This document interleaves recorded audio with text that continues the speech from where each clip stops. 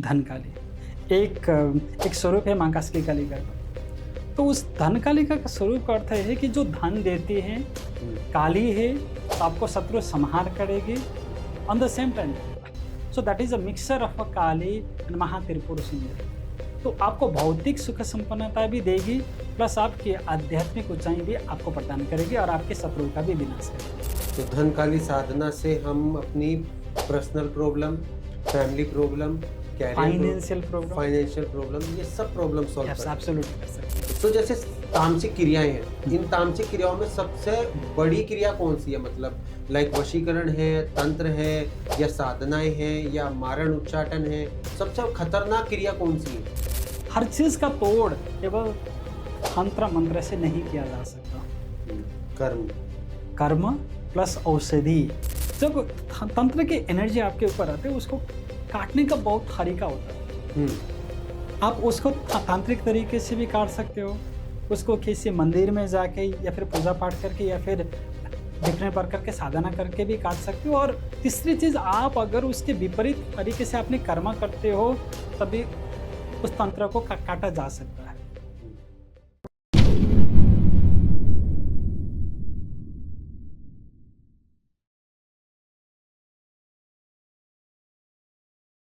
क्या आप भी लाइफ के किसी फेज में फंस गए हो? रिलेशनशिप इश्यूज हो या फैमिली प्रेशर, करियर कंफ्यूजन या हेल्थ स्ट्रगल्स, मेंटल ब्रेकडाउन्स हो या मनी स्ट्रेस, टीवीटी है आपके साथ एक ऐसी जगह जहां पर आपको गाइडेंस मिलेगी बिना किसी फिल्टर के। चाहे आपको चाहिए क्लैरिटी, हीलिंग या सही डायरेक्शन, तो हमसे जुड़िए, हमें डीएम कीजिए या फिर हमें व्हाट्सएप कीजिए 8448811064 पर। आप रेडी हो तो जुड़िए टीवीटी के साथ, जहां आपको मिलेगा हर सवाल का सच्चा जवाब। TVT, real talks, real health, real you. Radhe Radhe दोस्तों, कैसे हैं आप सब? तो आप सब चाहते थे कि एक एपिसोड ऐसा होना चाहिए जो आप सभी लोगों को सारे एपिसोड के बराबर हो। आज ये एपिसोड आपको बहुत खास बनाएगा, क्योंकि आज हमारे बीच है डॉक्टर दीपक सुवेदी जी, जो नेपाल से हमारे बीच आए हैं। और आज तक आपने जितने भी तांत्रिक या अघोरी या साधना या जितने भी साधक देखे हैं ना, वो उन सभी के गुरु हैं। मतलब आप मानोगे उनकी नॉलेज क्या है, वो आज सभी को आपको कैमरे के माध्यम से मैं देने वाला हूँ। आप सभी के जितने भी कमेंट और जितने भी डीएम समय आए हैं ना, उन सभी के जवाब आज आपको मिलने वाले हैं, इसलिए वीडियो के आखिर तक बने रहे। डॉक्टर साहब, मैं आपका स्वागत करता हूँ। नमस्ते सर।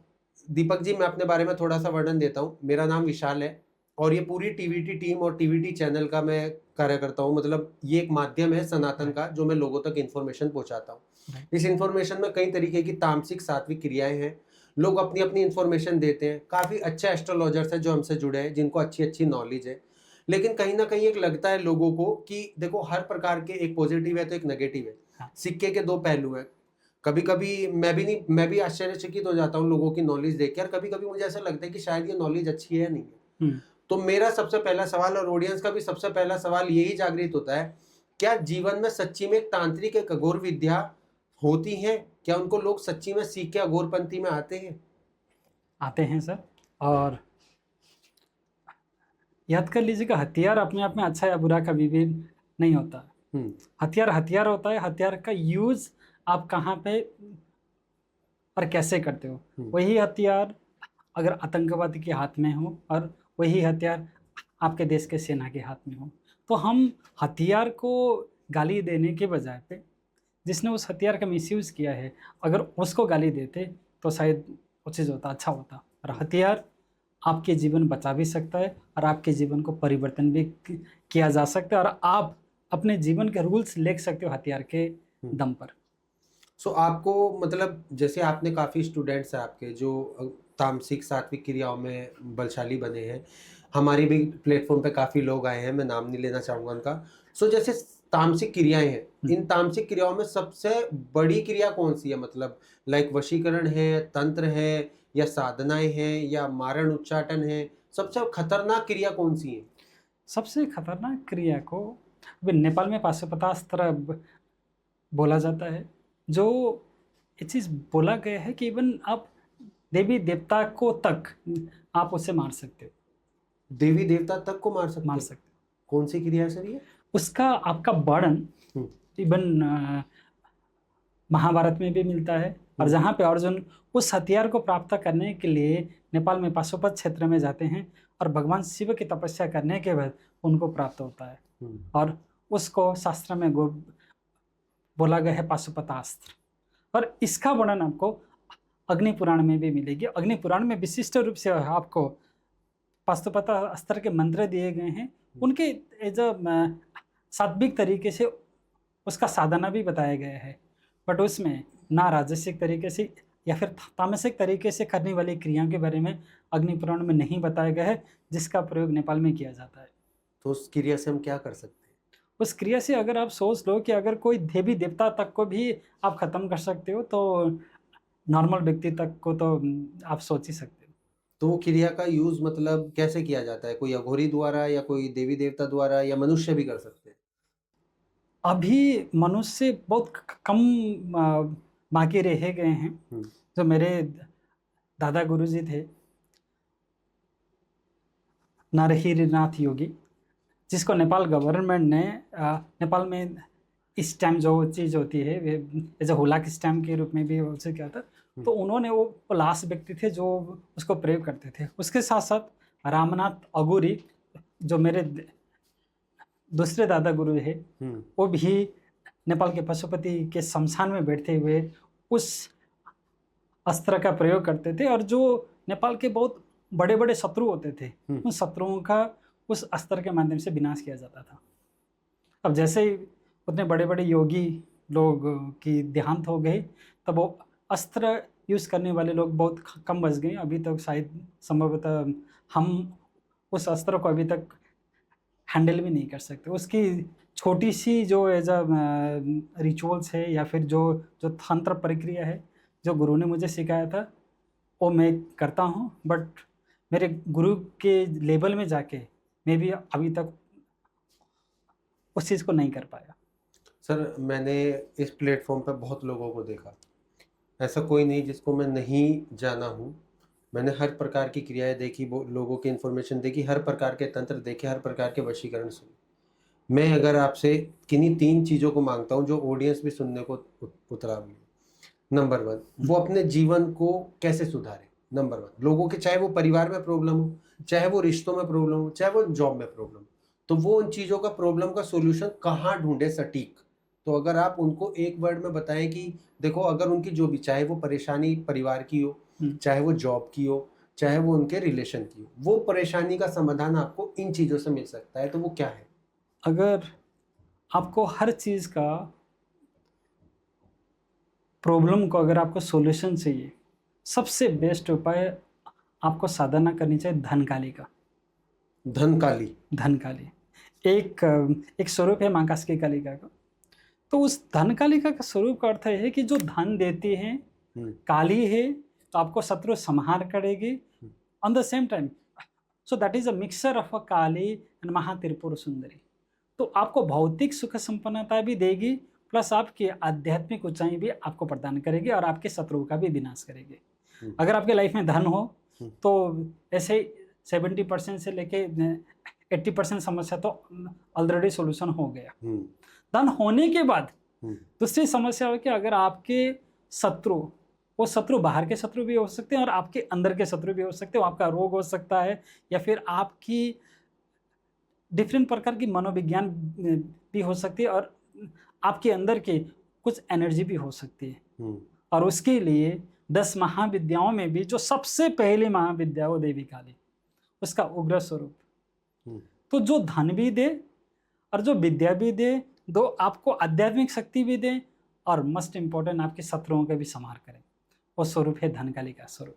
तो धनकाली साधना से हम अपनी personal problem, family problem, financial problem, ये सब प्रॉब्लम सॉल्व एब्सोल्युटली कर सकते हैं। तो मतलब अच्छा लगा सुन के कि आज पहली बार एक कॉन्सेप्ट नया आगे आया है कि धनकाली साधना, महाकाली साधनाओं में एक साधना। तो टोटल सर कितनी साधना होंगी महाबली साधना में? महाकाली साधना की तो हजारों साधना है। नॉर्मली जो नेपाल और इंडिया में सबसे ज़्यादा प्रचलित है वो या तो भद्रकाली है, या तो दक्षिण काली है, या तो महाकाली, या तो चिंतामणि काली है, या तो कामकला काली है। तो जो नेपाल और इंडिया में ज़्यादा से ज़्यादा लोग जो माँ काली की साधना करते हैं वो तो या 1 फेज से लेके 10 फेज जो एज अ फेस है, उनके जो एज अ मुख है, उनकी लोग साधना करते हैं। पर जो धनकाली है, धनकाली का फेस होता है 27 फेस होता है। और जब 27 फेस से भी अगर आप आपने धनकाली की साधना किया, 27 फेस में आपको लक्ष्मी की फेस की भी जब उनके अंदर का एक फेस है, महात्रिपुर सुंदरी भी उसके अंदर दूसरा फेस है, देवी कमला उसके अंदर का तीसरा फेस है, और ऐसे इवन गायत्री माता के फेस भी उसके अंदर समाहित है। आप देखो जितने भी सौम्य देवी देवता हैं जिसके नॉर्मली श्री विद्या में पूजा जाता है, उनमें से लगभग 9 फेस धनकाली के माता के एज अ फेस है। तो इसलिए देख लीजिए कि जितने भी लोगों ने काली की साधना की, चाहे वो रावण हो, चाहे वो मेघनाथ हो, चाहे वो भगवान राम हो, चाहे वो कृष्ण हो, उनको कभी भी लाइफ में धन संपदा की कभी कमी नहीं रही। और जितने भी साधक हैं देवी काली के, जिसने सही अर्थ में काली को पूजा है या फिर उनसे एज अ आशीर्वाद मिला है, उनको हमेशा धन दौलत ऐश्वर्य उनके लाइफ में they have always get that. So काफ़ी सुन के अच्छा लगा, और ऑडियंस को आज सबसे बड़ी साधना के बारे में पता चला, तो लोग अब जानेंगे इसके बारे में। सो मेरा दूसरा सवाल अब आपसे, ठीक है, मान लो किसी के रिश्तों पे तंत्र हो गया, ठीक, ये बहुत लोग कहते हैं कि मेरे पति से लड़ाई होगी, या मेरा बेटा मेरी बात नहीं मान रहा है, हमारे घर में कोई तंत्र तो नहीं हो गया, कोई ब्लैक मैजिक तो नहीं हो गया, किसी भी प्रकार के मूल रूप को वो तंत्र या ब्लैक मैजिक का नाम देते हैं। तो अगर ऐसी क्रियाएं हमारे आसपास हो रही हैं, हमारे ओरा में हो रही है, हमारे परिवार में हो रही है, हमारे समाज में हो रही है, तो उसके लिए सबसे बेस्ट चीज़ क्या है? सबसे बेस्ट चीज़ सुबह 4 बजे उठना है, आपको देवी कास्की कालिका के नाम पे दिया जलाना है, और एक छोटा सा मंत्र है, उस मंत्र को आपको करना 108 बार लगातार। आप 9 दिन तक करोगे। अगर किसी ने भी आपके घर में कोई तंत्र मंत्र यंत्र किया है आपके रिलेशनशिप में, ऑटोमेटिकली उसको रियलाइज होगा कि कुछ चीज़ उसके शरीर से, उसके मन से हटके जा रहे, कुछ हैवीनेस जैसे उसके शरीर से बाहर निकल गया। और उस 9 दिन के अंदर अगर उसके अंदर डिफरेंस आपने महसूस किया, तो समझ लेना कि आपके ऊपर तंत्र मंत्र या फिर उस प्रकार की क्रिया हुई है। डिफरेंस नहीं आया तो ये कोई भी तंत्र मंत्र का काम नहीं है, ये ट्रिगर हो सकता है, ये साइकोलॉजिकल इश्यूज हो सकते हैं, या फिर आपके अंदर का कोई मनमुटाव हो सकता है। बट ये तंत्र मंत्र के क्रिया से नहीं हुआ ऐसा। तो यानी कि रोज सुबह 4 बजे हमें उठ के वो दिया जलाना है, और 1 से 8 बार माता की जो एक छोटा सा मंत्र मैं आपको बाद में दे दूंगा, उस मंत्र जो भी चाहिए, वो तो चीज हमारे घर में जैसे नेगेटिविटी हमारे बॉडी के आसपास कुछ हो रहा है, तो वो सब चीजें यह तंत्र मंत्र एब्सोल्युटली रिमूव कर सकती है। तो सर आपकी लाइफ का कोई ऐसा एक्सपीरियंस रहा हो कि मतलब कोई बंदा आया हो जिसको ये चीजें ज्यादा परेशान कर रही हो, तो कोई एक एक्सपीरियंस अगर आप शेयर करें तो? मैं 2017 में इंडिया आया था, तो मैं न्यू दिल्ली में लाजपत नगर में रहता था। तो on that period of time एक अंकल से मुलाकात हुई, और जिसको मैं एज जानता हूँ। रिसेंटली उन्होंने अपने बच्चे की शादी करवाई, धूमधाम से लगभग शादी कराया। उन्होंने लगभग 14-15 करोड़ के उन्होंने खर्च किया। जैसे उनकी बहू उनके घर में आ गई, वो बीमार रहने लगी। तो उन्होंने क्या किया, सबसे पहले तो आपका अपोलो हॉस्पिटल में लेके गए, चेक कराया, रिपोर्ट में कुछ भी नहीं मिला। फिर वो उनको संतुष्टि नहीं हुई, they went again to the Moolchand hospital. Moolchand में भी चेक कराया, रिजल्ट नहीं आया। दे कम टू द मैदान। तो उसके बाद ही रिमेंबर में, तो उसके बाद वो जब पहले अलग अलग हॉस्पिटल में जाके अलग अलग डॉक्टर को दिखाने के बाद वो फाइनली मेरे पास आए और बोले कि बेटा, जब से बहू घर में आई है वो बीमार रहती है, थोड़ा सा एक बार देख लेना। तो मैंने बोला कि ठीक है, देख लेते हैं। तो वी फील कि वहाँ पे कुछ है। तब मैंने बोला कि अंकल जी, आप ऐसे करो, भाभी के लेके जाओ और घर में जाके आपके जब भाभी के अलमारी में देख लेना, अगर कुछ मिला तो मुझे बोल देना। और वो गए, अलमारी में देखे, पूरे के पूरे कपड़े निकाल के देखे, लगभग कुछ नहीं मिला। बट फाइनली फिर से उन्होंने चेक किया, एक भाभी की शर्ट के ऊपर यहाँ पे किसी ने थोड़ा सा छेद करके काट के उसके अंदर कुछ डाल के फिर से पिरो दिया था। जब वो लेके आए जब हमने खोला देखा कि उसके अंदर शमशान की मिट्टी थी, उसके अंदर तिल थे, उसके अंदर जो सरसों के जो बीज थे, और उसके अंदर ब्लड का क्लॉट था। तो हमने ब्लैक मैजिक रिमूवल किया, उसको उल्टा किया। नेक्स्ट डे से ही भाभी ठीक होने लगी, बट अंकल की जो बीवी है वो बीमार पड़ने लगी। ओह, फैमिली में ही फैमिली का मैटर चल रहा है। हाँ, ओके। तो फिर अंकल फिर आए, आंटी को लेके आए और बोला कि तो बेटा अभी तो बहू तो ठीक हो गई है, आंटी बीमार पड़ गई है। तो मैंने बोला कि ठीक है अंकल, मैं उससे करता हूँ, आप थोड़ी देर बाहर जाइएगा। तो मैंने आंटी के पूछा कि आंटी आपने जो चीज़ किया वो चीज़ गलत किया।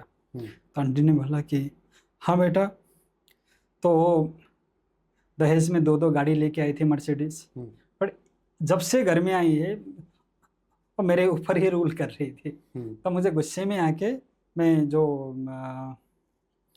आपको ओखला मंडी के पीछे वहाँ पे कुछ मौलाना रहते हैं, वहाँ पे मौलाना के साथ जाके मैंने एज अ बहू को वशीकरण करने के लिए मैंने ये चीज़ करवा के आई। मतलब लोगों का पता बात क्या है, मैं सीरियसली देखता हूँ। अभी मैं आपको एक छोटी सी घटना के बारे में बताता हूँ, ऑडियंस भी सुन रही है। कोई एक बंदा था, अब भगवान जाने सोशल मीडिया पे इतनी अच्छी प्रोफाइल बनाते हैं आजकल लोग, बिना फोटोज के प्रोफाइल चलती हैं और पोस्ट चलती हैं कि उसमें लिखा रहता है कि सौतन से छुटकारा पाएं, 24 घंटे में रिलेशनशिप पाएं। सीरियसली ये होता है। और नौकरी चाहे मनचाहा प्यार पाएं, 24 घंटे में पाएं, 10 घंटे में पाएं। मैं डेफिनेटली यहाँ से बोलता हूँ सर, हाँ। जिस भी बंदे को डेफिनेटली ज्ञान है, ओपन चैलेंज यहाँ से करता हूँ, वो मेरे सामने बैठे, मैं पूछता हूँ नाम, मैं ऐसी ऐसी चीजें पूछता हूँ ना, लोग हाथ खड़े कर लेते हैं। हाँ। कि वो पॉडकास्ट नहीं करवाएंगे। आप मुझे पॉडकास्ट करते बहुत कम देखते होंगे, मैं ज्यादातर नॉलेजेबल चीजों के साथ करता हूँ। बहुत कम लोग हैं, राजस्थान से बहुत लोग हैं, MP से हैं, पंजाब से हैं, उनको अच्छी नॉलेज है। कुछ बंदों को जिनके साथ मुझे पसंद है कि हाँ उनकी नॉलेज में प्लेटफॉर्म तक लेके आऊँ, अभी फेस्टिव सीजन है। कुछ लोगों को नॉलेज में ही वो हाथ खड़े कर लेते हैं कि नहीं नहीं नहीं शाह जी तुम नहीं कर पाओगे, क्योंकि तुम पूछोगे कुछ हम बता नहीं पाएंगे। मैं सीरियसली कहता हूँ, सोशल मीडिया पे इतना भ्रम चला रखा है ना। कुछ तो ऐसे हैं कि देखो हम तो फ्री काम करते हैं, फिर उनसे पेमेंट मांगते हैं, पेमेंट मंगा के ब्लॉक कर देते हैं। कुछ ऐसे, अब देखो मैं नहीं मानता आप पेमेंट किस चीज की कर रहे हो। अगर आपको भरोसा है सामने वाले पे तो आप भरोसा भी तो रखो। अगर हमने खवन करवाया, अभी मैं आपको ज्यादा दिन नहीं, 2 दिन पहले ही हमने खवन करवाया, क्योंकि एक त्योहार हमारी पूरी टीम आ रही है, फेस्टिव सीजन आने वाला है। हम सब चाहते हैं कि हमारे सबके परिवारों में हमारे सब गेस्ट जो हैं अच्छे भगवान के तौर पर है, क्योंकि हम लोग क्लाइंट नहीं बोलेंगे, आप हमारे गेस्ट, और गेस्ट भगवान की तरह है हमारे। और हमारे पास बहुत अच्छा है क्योंकि टीवीटी पॉडकास्ट बहुत अच्छे ऑर्गेनिक और ओरिजिनल चैनल। तो हमने हवन किया, हवन में हम लोग बैठे, हमने लोगों के बीच बोला कि भाई ये चीजें हैं, ये चीजें, लेकिन लोग नहीं मानते। लोग कहते हैं, मैं डेफिनेटली लोगों को कहता हूँ कि जो भी कहता है ना कि ये हो जाएगा वो हो जाएगा, डेफिनेटली हो जाएगा। मैं बताता हूँ इन चीजों का तोड़ क्या होगा, मैं बताता हूँ। शास्त्रों में लिखा है, लोग अपने पुराण, जैसे आपने मुझे बोला ना कि आपने पुराण पढ़े, आपने बोला ना अग्नि पुराण पढ़े, बस मेरी समझ में वहीं से आ गया था कि आपको नॉलेज बिल्कुल डेफिनेटली होगी। 100% आपने उस किताब का नाम लिया है, जिसका किताब का आज तक टीवीटी के 550 एपिसोड में एक बंदे ने नाम ले लिया। आप मानोगे 550 एपिसोड में अब तक के डन कर चुका हूँ, एक भी बंदे ने अग्नि पुराण के बारे में अगर कुछ बोला हो, लेकिन आपने बोला तो मान गए आप। तो नॉलेज ही सबसे ज्यादा महत्वपूर्ण है।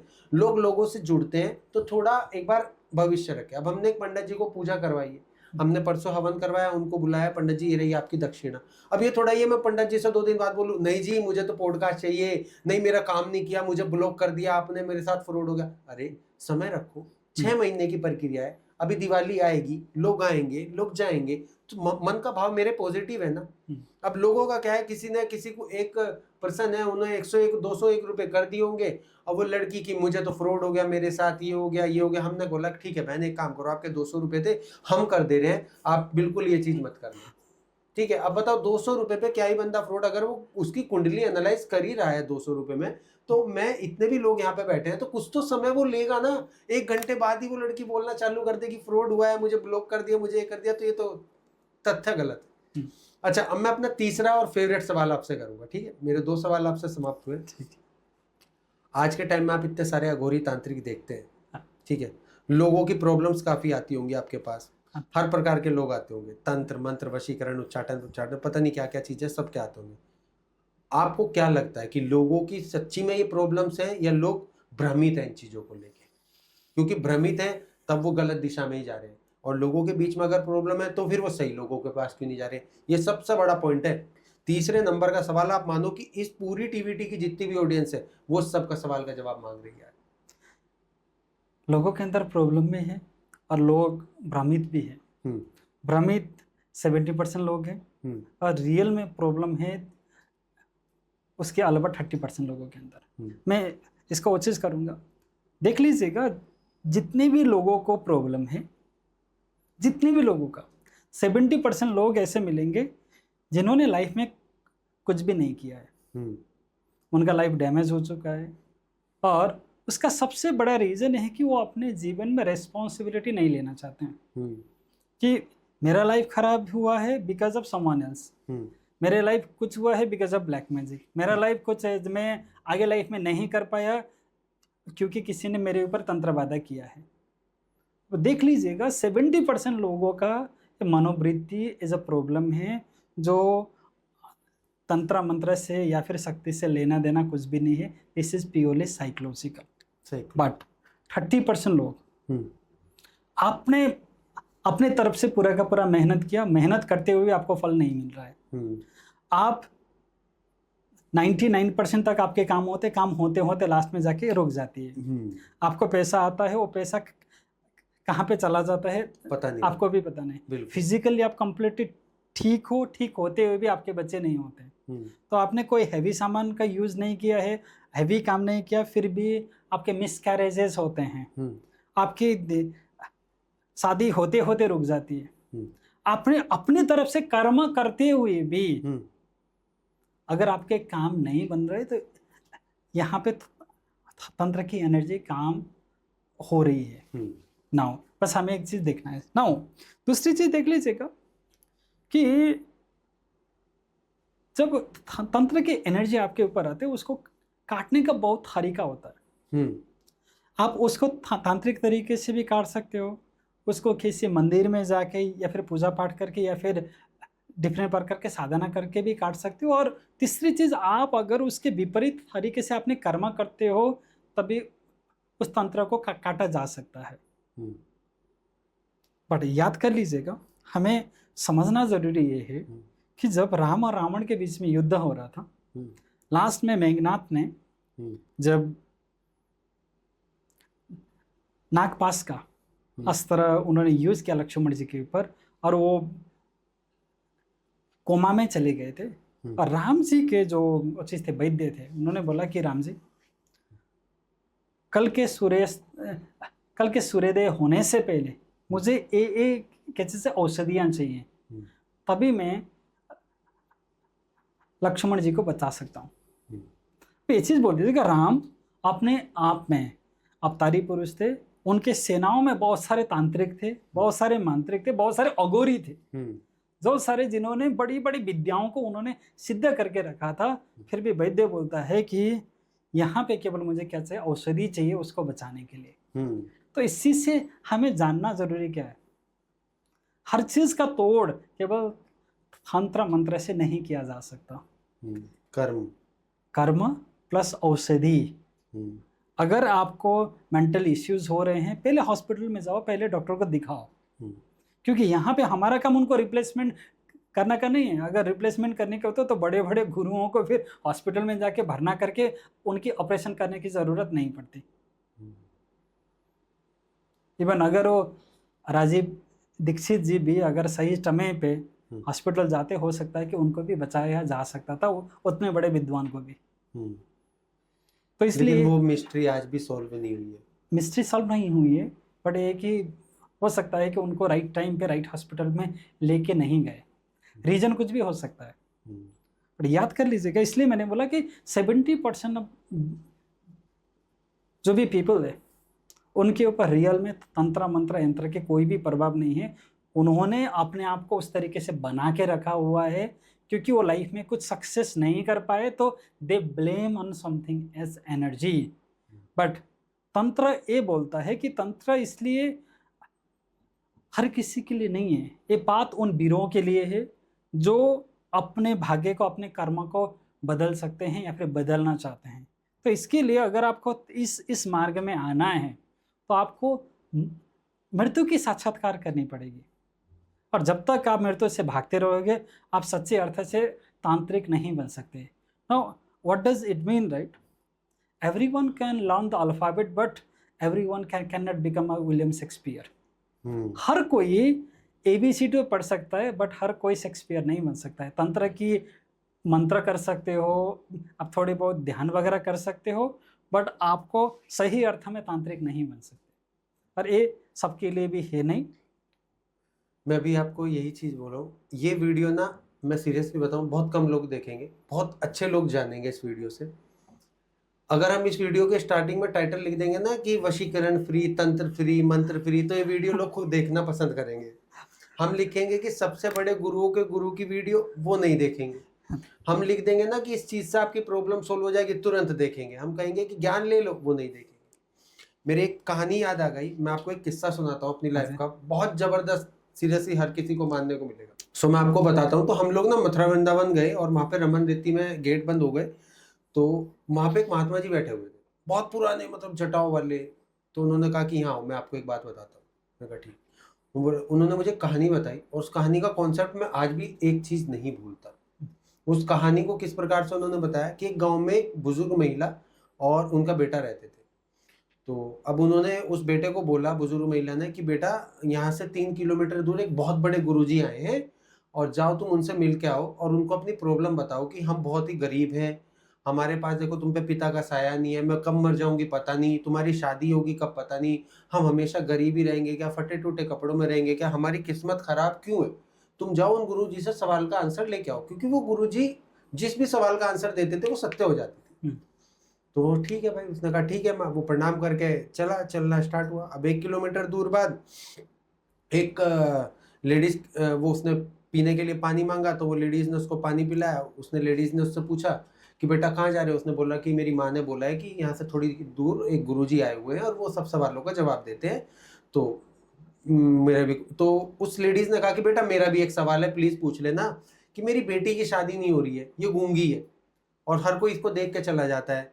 तो कहने लगा ठीक है माता जी, मैं आपका भी प्रश्न है उनसे पूछ लूंगा, आते समय आपको बता दूंगा आंसर। वो थोड़ी दूर और चला तो वहाँ पे ना एक महात्मा, एक नॉर्मली जैसे होते हैं अघोरी वाले, वो पूजा कर रहे थे। तो वो अघोरी कहने लगे, वो थोड़ी देर पेड़ के बैठ गया कि अघोरी वहाँ पे तपस्या कर रहे थे। अघोरी ने पूछा बेटा कहाँ जा रहे हो? कहने जी थोड़ी दूर जा रहा हूँ, लेकिन मेरी माँ ने बोला कि वहाँ पे गुरु जी आए हुए हैं, उनसे एक सवाल का जवाब पूछ लो कि हम इतने गरीब क्यों हैं। अघोरी कहने लगा कि यार एक सवाल मेरा भी है, आप ये भी पूछना। कहने लगा क्या? कि मैं इतने सालों से 20-25 साल से तपस्या कर रहा हूँ और मुझे आज तक वो तपस्या का फल नहीं मिला है, मैं खुश नहीं हूँ अपनी तपस्या से, तो एक सवाल तुम मेरा भी पूछ लेना। उसने कहा ठीक है गुरुजी, मैं आपकी भी बात पूछ लूंगा। और फिर आगे बढ़ा। फिर आगे बढ़ने पे उसे एक किसान मिला। किसान से उसने बोला कि ये रास्ता उधर जाता है? तो किसान ने कहा हाँ ये उधर जाता है। किसान ने पूछा कहाँ जा रहे हो? बोला गुरुजी आए हुए हैं, मेरी माँ ने एक सवाल दिया है, एक पीछे एक आंटी ने एक सवाल दिया है, पीछे एक महात्मा जी ने एक जवाब दिया है। तो किसान ने कहा मेरा भी एक सवाल है यार, वो भी पूछ लेने। कहने लगा क्या? कि मैं पूरे दिन रात खेत जोतता रहता हूँ और मुझे कोई भी फल नहीं मिलता है, तो हे भगवान मैं मेरा क्या होगा? मैं किसान ही रह जाऊंगा क्या, कि कभी मुझे फल वल मिलेगा नहीं मिलेगा? ठीक है जी। अब टोटल उसके पास 4 सवाल हो गए, एक अपनी माँ का, एक उस लेडीज का, एक महात्मा का और एक किसान का। अब वो जैसे गुरुजी के दरबार में पहुंचा, उसने गुरुजी को बोला कि गुरुजी मेरे कुछ सवाल है, मैं आपसे जानना चाहता हूँ। गुरुजी ने बोला कि आप अपने 3 सवालों के जवाब मुझसे पूछ सकते हैं। अब उसने कहा यार ये तो मामला गड़बड़ है, सवाल है 4 और गुरुजी आंसर देंगे 3 का। उसने कहा किसान का छोड़ दूं? नहीं यार, उसने बड़ी उम्मीद से मुझसे पूछा क्या फल चाहिए, वो धूप में काम कर रहा था। उसने सोचा उस महात्मा का छोड़ दूं? उसने कहा नहीं यार, वो तपस्या कर रहा था आग के पास, क्या उसके सवाल को छोड़ दूं? फिर उसने कहा उस गूंगी और लड़की वाला सवाल छोड़ दूं? कहने लगे नहीं यार, उसके भाग्य में शादी होनी चाहिए, बताओ कल को अपनी माँ बाप का इकलौता सहारा है। अंत में उसने निर्णय लिया कि वो अपना सवाल नहीं पूछेगा। तो उसने 3 सवालों के जवाब पूछे और 3 सवालों के जवाब पूछने के बाद अब वो वापसी जा रहा है। वापसी जाने के बाद उसने वो किसान मिला। किसान ने बोला कि आपने गुरुजी से सवाल का जवाब पूछा? उसने बोला पूछा। उसने बोला कि आप जिसमें हल चला रहे हो ना, इस खेत की जगह इस खेत में हल चलाओ, वहाँ पे सोने के घड़े दबे हुए। उसने जैसे ही हल चलाया वहाँ पे सोने के घड़े निकले। अब घड़े निकले तो उस किसान ने कहा कि मुझे इतना सारा सोना मिला है, वो भी तेरी ही बदौलत, तो उसमें से आधा तू ले जा। आधे सोना पाके वो अब घर जा रहा था, तब महात्मा जी मिले। महात्मा जी ने कहा कि भाई मेरे सवाल का आंसर क्या हुआ? उसने कहा महात्मा जी मैंने पूछा, उन्होंने बोला कि जो आपकी जटाओं के बीच में आपने बहुत साल पहले मणि छुपाई थी ना, आपको डर है कहीं वो खो ना जाए, तो इसलिए आप अध्यात्म में फोकस नहीं कर पा रहे उन मणियों के होते हुए। उन्होंने वो मणि निकाल के उस लड़के को दे दी कि मैं अब जीवन समझ गया हूँ, 25 साल में इन्हीं मणियों को छुपा रहा था अपनी जटाओं में, आज मैं तुझे देता हूँ और अब मैं मोक्ष के द्वार पे चला जाता हूँ। तो मणि मिल गई, सोना मिल गया। और वो तीसरी बार उस गूंगी औरत के घर आया, मतलब लड़की की माँ के घर आया। अब तीसरी बार उसको आने के बाद उसने माँ से पूछा कि, उसकी माँ ने पूछा बेटा इसके सवाल का जवाब, तभी वो लड़की पीछे से कह बैठी राधे राधे। तो उसने कहा कि मैंने एक प्रण लिया था कि मेरे जीवन में जिस भी लड़के के आगे राधे राधे मतलब जुबान निकालेगी, उस लड़के से मैं इसका विवाह कर दूंगी, तो आज से ये तेरी पत्नी। अब वो चौथी बार अपनी माँ के पास पहुंचा। माँ के पास पहुंचने पे उसकी माँ कहने लगी कि बेटा हमारे सवाल का जवाब लाया। कहने लगी माँ मैंने ना ऐसे ऐसे रास्ते में हुआ और अपना सवाल पूछा नहीं, लेकिन देखो मुझे एक वो मिला, आधा सोना मेरा हुआ, ये मणि मिली, ये मणि मेरी हुई, और ये लड़की जिससे मेरा विवाह होना था वो लड़की सर्वगुण संपन्न मिली। तो साक्षात राधे राधे का नाम जपना और हर तुम्हारी चीज अपने आप आ जाएगी। तो उसने बोला कि माँ मेरे सवाल की तो जरूरत ही नहीं पड़ी, क्योंकि जब मेरा पहला कदम पड़ा ना उसकी ओर, तब मेरे रास्ते सब खुल गए।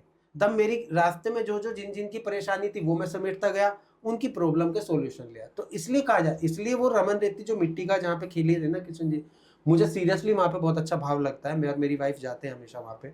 तो कहते हैं ना कि कभी कभी कोई सड़क पे बैठने वाला एक महात्मा भी एक ऐसी नॉलेज दे जाता है कि 1000 किताबों में भी वो चीजें नहीं छुपी हुई। Absolutely absolutely correct. तो मैं आपकी नॉलेज की कदर करता हूँ कि आपने जिन चीजों का भी वर्णन किया वो मेरी समझ में बहुत अच्छे से है। और मुझे आज वही दिन याद आ गई कि जब मैं अपनी नॉलेज गेन कर रहा था ना, तो ऐसे ही लोगों के पास मैंने गेन की। मतलब मैं अपने कॉन्सेप्ट में बहुत अच्छा हूँ। तो अब मेरा एक केवल आपसे एक फाइनल और सबसे बड़ा सवाल इस दुनिया का अब तक ही है, क्या हमारे जीवन में हमने सबसे पूछा है, हमने अपने पॉडकास्ट में ऐसा कोई गेस्ट नहीं जिससे नहीं पूछा है, क्या वशीकरण लोगों की जिंदगी में अच्छा काम करता है या बुरा काम करता है? अच्छे काम करने वाले लोग भी हैं और इसका मिसयूज करने वाले भी लोग भी हैं। याद कर लीजिएगा, वशीकरण अपने आप में एक टूल है। आप उस टूल की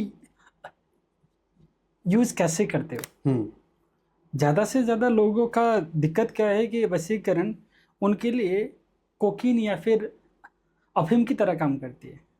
पहले तो बहुत ज़्यादा डोज देती है, फिर बाद में उसको अच्छी तरीके से फिर धमाका देता है। पहले ऊपर चढ़ाता है, फिर बाद में कंप्लीटली डिस्ट्रॉय कराता है। कोई भी वशीकरण हो या फिर मोहन हो, ये तभी काम कर सकता है जब आपके अंदर फीलिंग हो। नाउ जो मोहन या फिर वशीकरण है, उसका शुरुआत कहाँ से हुआ? भगवान विष्णु के मोहिनी अवतार से शुरू हुआ। बट भगवान विष्णु होते हुए भी वो जालंधर की पत्नी वृंदा को मोहित नहीं कर पाए। यमराज होते हुए भी उन्होंने सती सावित्री को भी मोहित नहीं कर पाए। जब तक आपके अंदर वो थोड़ा सा भी 0.1% भी फीलिंग नहीं होगा, कोई भी आपको ना तो मोहन कर सकता है ना तो आपको वशीकरण कर सकता है। आपको मोहित करने के लिए, आपको वशीकरण करने के लिए, आपको किसी और की कठपुतली बनाने के लिए आपकी कहीं ना कहीं पे उसके लिए स्वीकार्यता होनी जरूरी है, या फिर 0.1% भी आपकी सहमति होनी जरूरी है। अदरवाइज कोई भी हो, आपको ना तो मोहन कर सकता है ना तो वशीकरण कर सकता है। आपके चाहने के बगैर किसी को भी मोहित या वशीकरण नहीं किया जा सकता, चाहे वो आप कॉन्शियसली दे दो या फिर अनकॉन्शियसली, उसको अनुमति मिलनी चाहिए, पहली चीज। सेकंड चीज देख लीजिएगा, किसी को कठपुतली बनाने के लिए आपकी आत्मा के साथ छेड़छाड़ करने की जरूरत होती है।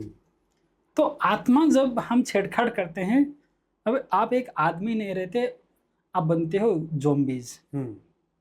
तो ज़ॉम्बीज से प्यार की आशा करना या फिर ज़ॉम्बीज के साथ रह के अपने आप को खुशी मनाना, ये ज़्यादा से ज़्यादा लोगों को ऐसा ही लगता है कि बस उनको बस ज़ॉम्बीज चाहिए, कि ना कि वो उसके लिए प्रेम हमेशा प्राप्त करने के ऊपर नहीं होता है। प्रेम कभी कभी त्याग होता है, कभी कभी समर्पण होता है, और कभी कभी उसको सम्मान की भी ज़रूरत पड़ती है। अभी इस लाइफ में ना मिला तो क्या हुआ, और भी तो लाइफ आएंगे। लोगों को तो मैं सही बताऊं, जब जिसने तुम्हें छोड़ दिया फिर उसे पाना ही क्यों? जो तुम्हारा अब नहीं हुआ तुम उसी को अपनाने के चक्कर में हो, तो ये चीज़ तो बड़ा गलत है। तो वशीकरण करने का मतलब ही पहले अर्थ में ही कि वहां पे प्रेम है नहीं। और आप शादी किससे करें? रोबोट से। आप प्राप्त किसको करना चाहते हो? ज़ॉम्बीज़ को, जो बाहर से तो शरीर तो है बट उसके अंदर आत्मा नहीं है। तब उससे रह के आप 1 दिन 2 दिन 1 साल 2 साल तक तो गुजार सकते हो।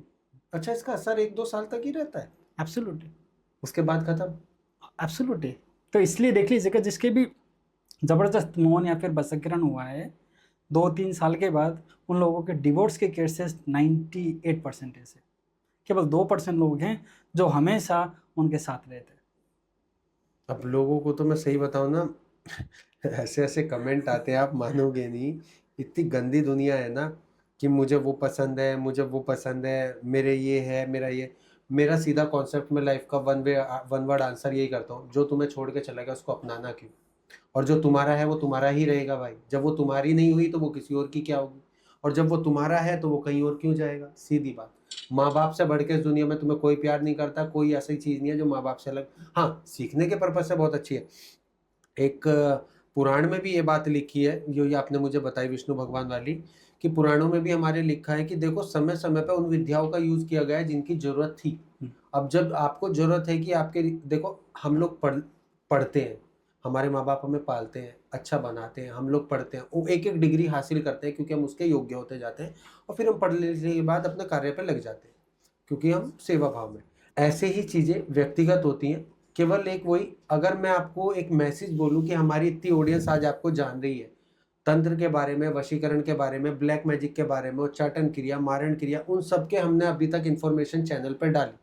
अगर आप ऑडियंस को कुछ मैसेज देना चाहते हैं इन चीज़ों के बारे में, जो वो अवेयर रहे, एक अच्छी इन्फॉर्मेशन वीडियो रहे, जो हमारे चैनल पे एक याद रहे आपके आने की कि आप इतनी दूर से आए, हमें समय दिया, क्योंकि टीवीटी एक ऐसा मंच है जिसमें लिखा है ट्रू वैल्यू टॉक्स, जहाँ होती है बातों की कदर।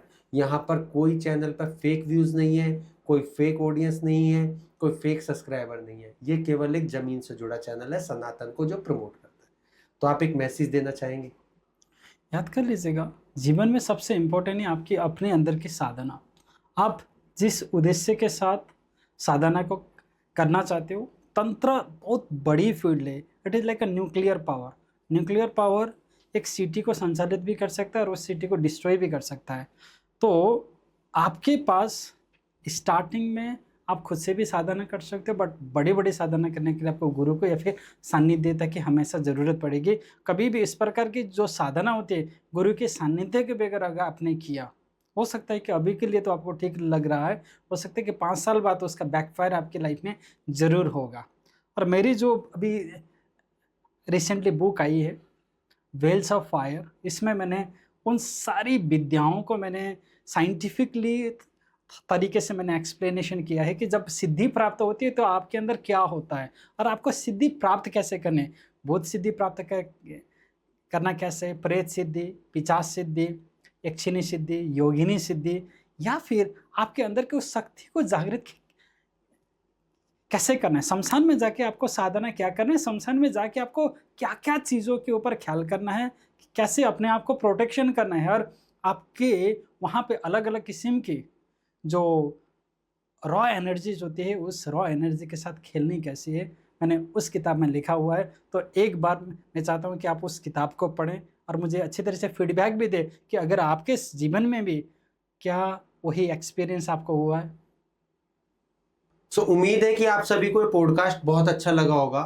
तो डॉक्टर दीपक सुवेदी द्वारा लिखी गई ये बुक जो आप मेरे हाथ में देख रहे हैं, अगर आप इसको मंगवाना चाहते हैं तो अमेजोन पे अवेलेबल है, और ये वेल्स ऑफ फायर के नाम से अवेलेबल है। इस बुक में अगर मैं सीधा कॉन्सेप्ट अगर मैं देख पा रहा हूँ तो जो तंत्र मंत्र की सिद्धियां हैं, योगिनी, पिशाचिनी, काली साधनाएं या वशीकरण से रिलेटेड, आप सब कुछ सीख भी सकते हैं और जान भी सकते हैं। आप खुद चाहते हैं ना कि आपको इन्फॉर्मेशन मिले और ज़्यादा सीखना है, आप हिंदी में, इंग्लिश में, जिस भी ट्रांसलेट में मंगवाना चाहें। बट इस बुक के मैं मोटा मोटी चीज़ आपको बताता हूँ जो आपको जानने बहुत ज़रूरी है। इसमें जो लिखा है, भोलेनाथ शमशान इन आसाम, उज्जैन महाकाल महाआसाम, ठीक है, ये कॉन्सेप्ट है। हर चैप्टर में अलग अलग। चैप्टर 7 मंत्र एंड स्कैरेड साउंड, आप कहते हैं ना मंत्रों के उच्चारण से, तंत्रों के उच्चारण से सब कुछ होता है, उसमें लिखे हैं मंत्र सिद्धि मास्टरिंग, आप देख भी सकते हैं, ठीक है। उससे अलग अगर मैं आगे आपके पास आता हूं तो चैप्टर 8 शमशान साधना, आप कहते हैं ना कि कैसे होती है, कौन करता है, आप सीधे एक बुक मंगवाइए अमेज़न से अपने घर और पढ़ना स्टार्ट कर दीजिए। किसी तांत्रिक, किसी अघोरी की चाहना ही नहीं है ना। अच्छा, अगर मैं इस बुक के बारे में अगर आगे बात करता हूँ तो इसमें चैप्टर 9 में लिखा है भूत सिद्धि, चैप्टर 10 में लिखा है प्रेत सिद्धि, चैप्टर 11 में लिखा है पिशाच सिद्धि। तो भाई देखो, मैं सीधा, क्योंकि मैं भी इस बुक को पढ़ने वाला हूँ और चाहता हूँ कि आप भी इस बुक को पढ़े और रिव्यू दे। टीवीटी चैनल पर आप डीएम करके आप अपने रिव्यू दे और मैं भी अपने रिव्यू जरूर आपके चैनल पे दूंगा, क्योंकि हम चाहते हैं कि जब अगली बार कुछ समय बाद दीपक जी फिर दोबारा इंडिया आए तो हम पॉडकास्ट दोबारा करें और अपने रिव्यूज जरूर दें। तो उम्मीद है कि आप सब हमसे जुड़े रहेंगे, सब्सक्राइब जरूर करेंगे, फॉलो जरूर करेंगे, अपने कमेंट जरूर करेंगे और मैं आपका भाई विशाल हमेशा आपके साथ जुड़ा रहूंगा, बना रहूंगा टीवीटी के साथ। धन्यवाद।